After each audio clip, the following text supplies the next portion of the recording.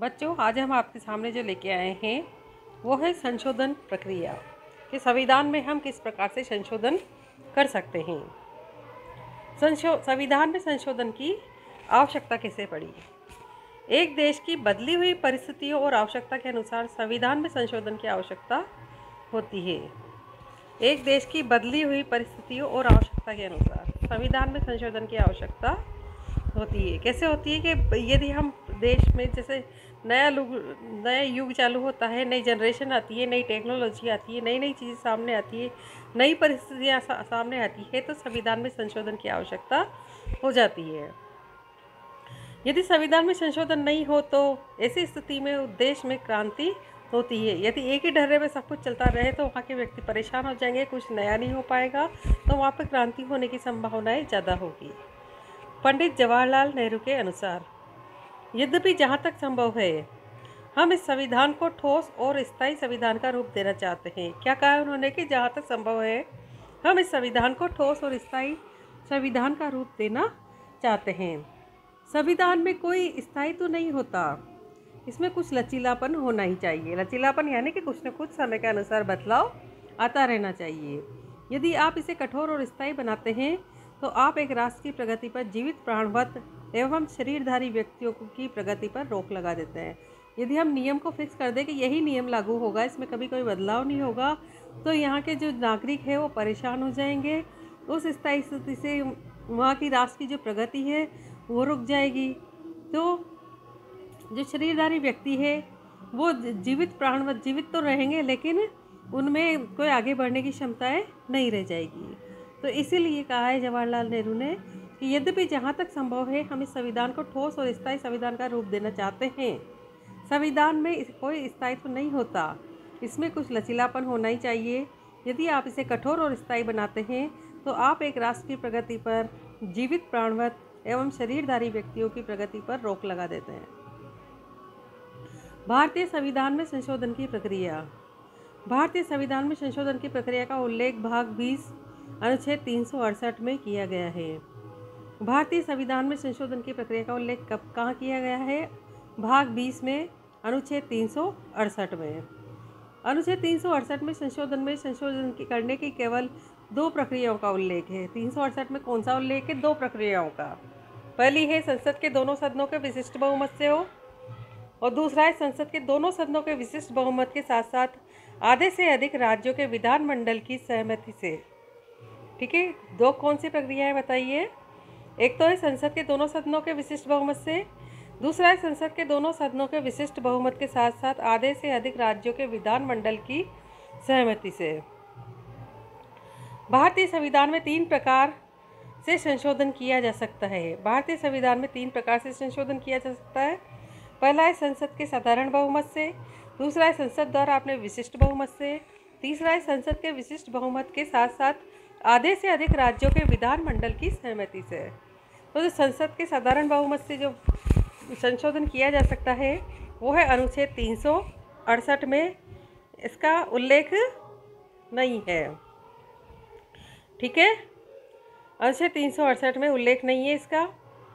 ठीक है, और संसद द्वारा, दूसरा है संसद द्वारा अपने विशिष्ट बहुमत से, तीसरा है संसद के विशिष्ट बहुमत के साथ साथ आधे से अधिक राज्यों के विधानमंडल की सहमति से। अब इन तीनों ही प्रक्रियाओं को कौन से 3 प्रकार है जिसके द्वारा संशोधन किया जा सकता है, यानी कि ये 3 प्रकार हैं जिनके द्वारा संशोधन किया जा सकता है। तो इन तीनों प्रकारों को अब हम पढ़ते हैं। पहला है साधारण बहुमत से। साधारण कानून निर्माण की प्रक्रिया से, जब संसद के दोनों सदन पृथक पृथक रूप से अपने अपने साधारण बहुमत से किसी विधेयक को पारित कर दें। ठीक है ना, जब संसद के दोनों सदन पृथक पृथक रूप से अपने साधारण बहुमत से किसी विधेयक को पारित कर दें और राष्ट्रपति उसे स्वीकृति दे दे तो संविधान में संशोधन हो जाता है। संविधान में संशोधन करने की ये सबसे सरल विधि है। इसी के आधार पर भारतीय संविधान को लचीला संविधान कहते हैं। संविधान में संशोधन करने की सबसे सरल विधि है, इसी के आधार पर भारतीय संविधान को लचीला संविधान कहते हैं। क्या कर सकते हैं, क्या कैसे होता है ये एक बार देख लेते हैं। जब संसद के दोनों सदन पृथक पृथक रूप से अपने साधारण बहुमत से किसी विधेयक को पारित कर दे। ठीक है। दोनों सदनों का क्या होना चाहिए? बहुमत होना चाहिए। किसी साधारण विधेयक को पारित कर दे और राष्ट्रपति उसे स्वीकृति दे दे तो संविधान में संशोधन हो जाता है। संविधान में संशोधन करने की ये सबसे सरल विधि है। ठीक है भाई, दोनों पृथक पृथक दोनों सदन हो गए, फिर साधारण बहुमत हो गया, फिर राष्ट्रपति की स्वीकृति हो गई। तो ये तो साधारण तरीका था। ठीक है, इस पे विषय देखते हैं कि राज्यों के क्षेत्र, सीमा, नाम परिवर्तन, कुछ शर्तों के साथ राज्य विधानमंडल के द्वितीय सदन का गठन और समाप्ति, नागरिकता, अनुसूचित जाति व जनजातियों से संबंधित व्यवस्था, संसदीय विशेषाधिकार, संसदीय गणपूर्ति। ठीक है ना। क्या कौन कौन से विषय आ रहे हैं इसमें? एक तो राज्य के क्षेत्र आ रहे हैं, सीमा आ रही है, नाम परिवर्तन आ रहे हैं, कुछ शर्तों के साथ राज्य विधानमंडलों के द्वितीय सदन का गठन और समाप्ति, नागरिकता, अनुसूचित जाति व जनजातियों से संबंधित व्यवस्था, संसदीय विशेषाधिकार, संसदीय गणपूर्ति।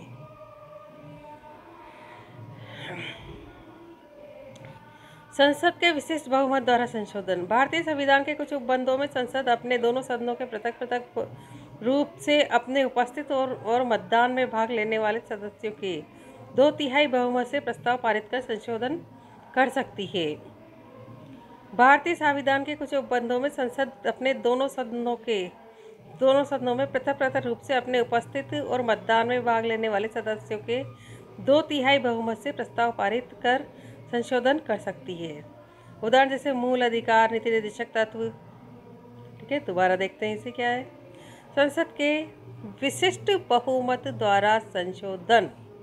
ठीक है, तो भारतीय संविधान के कुछ उपबंधों में संसद अपने दोनों सदनों के, ठीक है, दोनों सदनों के पृथक पृथक रूप से अपने उपस्थित और मतदान में भाग लेने वाले सदस्यों के 2/3 बहुमत से, अधिकांश ये वाला सबसे ज़्यादा फेमस है कि 2/3 बहुमत होना चाहिए, 2/3 बहुमत होना चाहिए, पर अपने को पता नहीं था कि भाई ये 3 प्रकार है जिसमें से एक प्रकार है।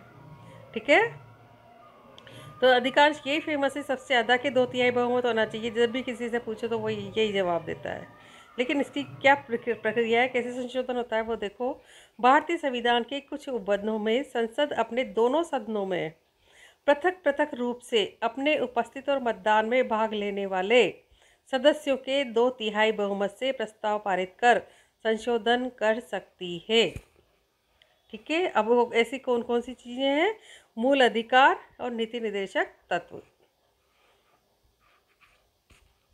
अगला देखो, तीसरे नंबर पे संसद के विशिष्ट बहुमत के साथ साथ आधे से अधिक विधानमंडलों के अनुमोदन से। तीसरा जो प्रकार है संशोधन का वो है संसद के विशिष्ट बहुमत के साथ साथ आधे से अधिक विधानमंडलों के अनुमोदन से।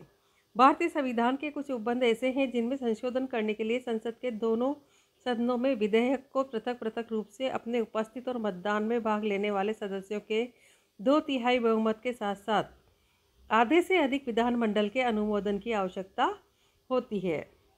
क्या है इसमें देखते हैं।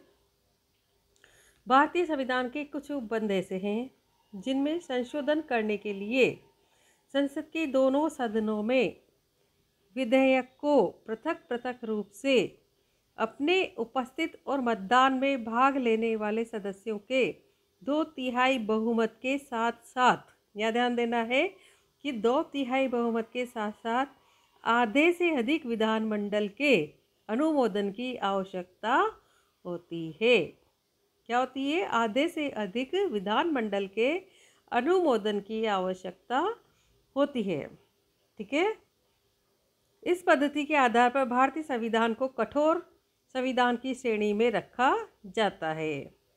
हाँ, ठीक है, इसके जो विषय है वो देखते हैं कि एक तो क्या है, इसमें राष्ट्रपति का निर्वाचन है, राष्ट्रपति के निर्वाचन की पद्धति है, संघ की कार्यपालिका शक्ति का विस्तार है जो है अनुच्छेद 73 में, राज्य की कार्यपालिका शक्ति का विस्तार है अनुच्छेद 162 में, संघीय क्षेत्र के उच्च न्यायालय अनुच्छेद 241, संघीय न्यायपालिका उच्चतम न्यायालय भाग 5 अध्याय 4, राज्यों में उच्च न्यायालय भाग 6 अध्याय 5, संघ और राज्यों में विधायी संबंध भाग 11 अध्याय 1।